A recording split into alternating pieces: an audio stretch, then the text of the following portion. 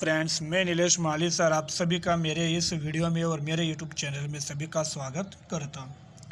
So friends, in the last lectures we were discuss about our last topic national income and national products in online classes.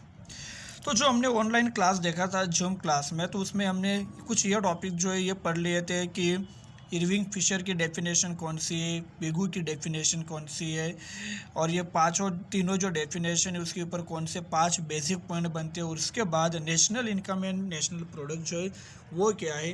दोनों ही जो है वो different है। जैसा हमने पढ़ाई था कि नॉर्मली अगर देखा जाए तो दोनों सिमिलर होते हैं, लेकिन फिर भी इकोनॉमिक्स के अंदर जो है वो इकोनॉमिक्स के अंदर इनको अलग अलग तरह से यहाँ पर क्लासिफाइड किया जाता है। Now friends, today we will start our next topic, circular flow of national income. जो नेशनल इनकम है उस नेशनल इनकम का जो भी सर्कुलर फ्लो है, मतलब कि जो चक्रीय प्रवाह है, वो चक्रीय प्रवाह किस तरह से है। सो दोस्तों, इसे कहा जाता है राष्ट्रीय आय का चक्रीय प्रवाह, मतलब circular flow of national income. तो जो भी राष्ट्रीय आय है उस राष्ट्रीय आय का चक्रीय प्रवाह किस तरह से होता है। So in terms of theoretical explanation there are 2 types of economy. So सैद्धांतिक रूप से अगर आप देखोगे, theoretical explanation से अगर देखोगे, तो यहाँ पर अर्थतंत्र जो है, इकोनॉमी जो है, उस इकोनॉमी को 2 अलग अलग विभागों में बांटा है। ठीक है, तो अलग अलग जो पार्ट्स है उस पार्ट्स में उसे बांटा है। फर्स्ट है क्लोज इकोनॉमी एंड सेकंड है ओपन इकोनॉमी। तो पहला जो है वो है क्लोज इकोनॉमी, मतलब कि एक अलिप्त अर्थतंत्र जो बंद अर्थतंत्र के नाम से जाना जाता है, और दूसरा इकोनॉमी जो है वो है ओपन इकोनॉमी। दोस्तों, ओपन इकोनॉमी जो है, ओपन इकोनॉमी का मतलब होता है यहाँ पर खुला अर्थतंत्र। So the close economy is the one in which there is no role of foreign trade. दोस्तों, बताया गया है कि जो क्लोज इकोनॉमी है वो close economy, the close economy is the one in which there is no role of foreign trade.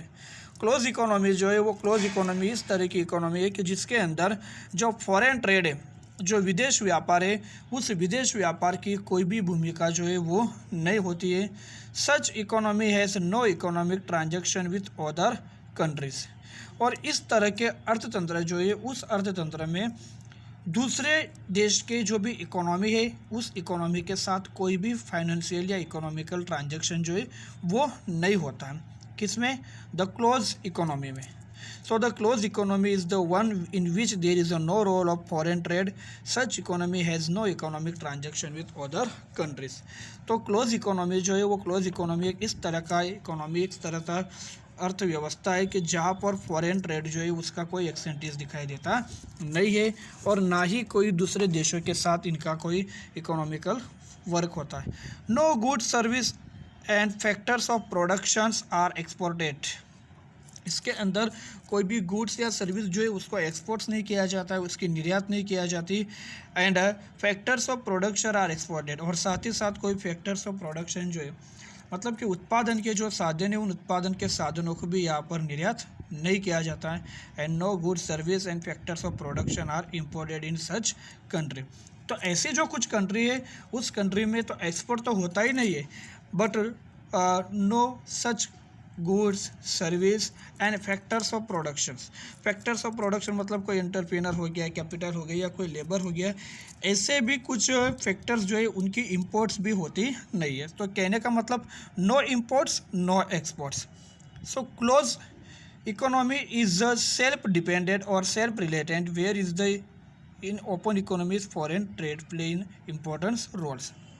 सो बताया गया है कि जो क्लोज इकोनॉमी है वो क्लोज इकोनॉमी यहाँ पर एक तरह से अगर आप देखोगे तो सेल्फ डिपेंडेंट है, मतलब कि खुद के ऊपर आधारित है, स्वावलंबी है, और सेल्फ रिलेटेड मतलब स्वनिर्भर है, इस तरह का है। Whereas in the open economy the foreign trade play in importance role. लेकिन इसी के सामने अगर आप फॉरेन ट्रेड अगर देखोगे, मतलब जो विदेश व्यापार जो है वो विदेश व्यापार को अगर आप देखते हो तो उसके अंदर अगर आप देखोगे तो foreign trade play importance role. लेकिन ओपन इकोनॉमी जो है वो ओपन इकोनॉमी मतलब खुला अर्थतंत्र जो है वहाँ पर फॉरेन ट्रेड जो है वो बहुत ही बड़ा रोल करता है। Some works are done by government and economy has import export relation with other country. तो यहाँ पर कुछ वर्क जो है वो वर्क सरकार करती है, गवर्नमेंट भी करती है।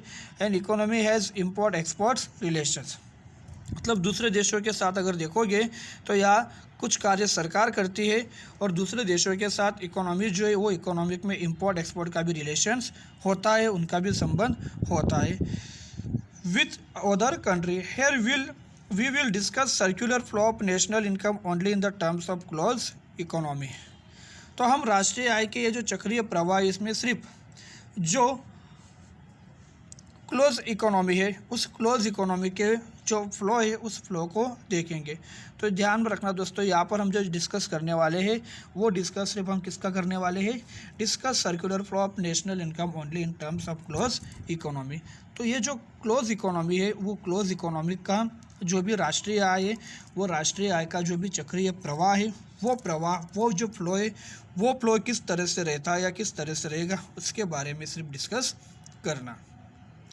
To understand the circular flow of productions, income expenditures, यहाँ पर प्रोडक्शन जो है वो प्रोडक्शंस के लिए हमें इनकम और एक्सपेंडिचर जो है वो इनकम और एक्सपेंडिचर का जो भी फ्लो है उसे समझने के लिए इकोनॉमी जो है उसे दो अलग अलग क्षेत्र में बांटा गया है, वो समझना पड़ेगा कि यहाँ की जो व्यवस्था है उस व्यवस्था को दो तरह का जो भी फैक्टर से उसके ऊपर डिवाइड किया गया है, किससे समझने के लिए, income and expenditure. So we will divide economy into two major sectors. So we will divide economy into two major sectors. तो यहाँ पर इकोनॉमी जो है उसे दो बड़े सेक्टर्स जो है वो सेक्टर्स में डिवाइड किया गया है। The business firm and owners of factors of production. तो वो दो जो मेजर फील्ड है, वो मेजर फील्ड कौन सी है, पहली जो है वो है द बिजनेस फर्म्स एंड दूसरा जो है owners of factors of productions. तो पहले जो है वो यहाँ पर कौन बताए गए, धंधे के जो मालिक है, धंधादारी पीढ़ियाँ और साधन के मालिक, एक वो हो गए। Purchase necessary factors of production, capital and labour from families production process and use them for productions and दस the factors of production reach to firm through families. For using the factors, firms pay rent, interest, wage, profit to the owners and of factors of production or the families. Thus the flow of money firstly goes to families from the firms. अब देखो यहाँ दो paragraph जो है वो दो paragraph में क्या बताया गया है, पहला ये वाला पैराग्राफ और दूसरा ये वाला, मैं समझाता हूँ। सबसे पहले कि जो प्रोडक्शन की प्रोसेस है उस प्रोडक्शन की प्रोसेस में अगर आप देखोगे तो जो भी नेसेसरी, जो भी ज़रूरी है वो सारे ज़रूरी चीज़ वस्तुएं खरीदी जाती है। सब उत्पादन प्रक्रिया के लिए, प्रोडक्शन प्रोसेस के लिए जो बिजनेस यूनिट्स है वो कैपिटल, लेबर जो है मतलब भूमि, श्रम, पूंजी, ये परिवारों के पास से क्या करते हैं, खरीदते हैं। Families production process and use them for production, और इसके द्वारा वो क्या करते हैं, इन सभी का यूज़ करके वो प्रोडक्शन जो है वो प्रोडक्शन करते हैं। और इस तरह से अगर देखोगे तो just the factor of production rich the firms through families using the factors firm pay rent, interest, wage and profit to the owner of factors of production of the family. Thus flow of money firstly goes to families from the firms. अब पहले क्या बताया गया कि कोई भी business unit जो है वो बिजनेस यूनिट्स यहाँ पर प्रोडक्शन करने के लिए कैपिटल लेती है, उसके बाद इंटरप्रेनर रहता है, उसके बाद जो भी लेबर्स है वो लेबर्स, ये सब जो है वो फैमिली के पास से खरीदते हैं। फैमिली मतलब क्या, पब्लिक के पास से कोई लेबर आता है। देखो पब्लिक के पास से कोई लेबर आता है, पब्लिक के अंदर से ही बिजनेसमैन को कोई कैपिटल देता है, ठीक है। पब्लिक में से ही कोई जो है वो लैंड देता है, तो लैंड्स, लेबर्स, कैपिटल, ये तीनों जो है ये यहाँ पर फैमिलीज के तरफ से गया है। किसके तरफ से गया है, फैमिली के तरफ से।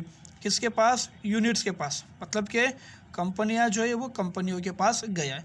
अब बिजनेस यूनिट्स क्या करती है, इन सभी का यूज़ करके जो प्रोडक्शन है वो प्रोडक्शन करती है, मतलब उत्पादन जो है वो करती है।